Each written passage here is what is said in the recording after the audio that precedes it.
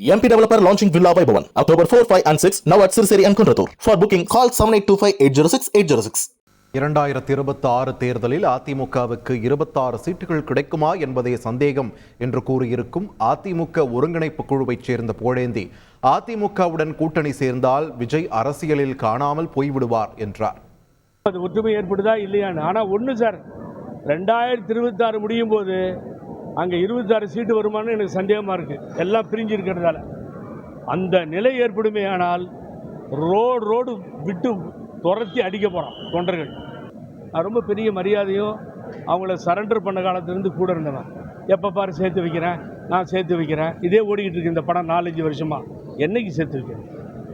உங்கள்கிட்ட தானே இருந்தார் ஓபிஎஸ், கூப்பிடுங்க ஃபோன் பண்ணி, ஓபிஎஸ் வான்னு சொல்லி. முதல்ல இங்கே இருக்கவங்களெல்லாம் ஒருங்கிணைங்க, ஒரு ஸ்ட்ரெங்தன் பண்ணிக்கோங்க. அடுத்தது அந்த ஆள்கிட்ட ஃபைட் பண்ணுங்கள்.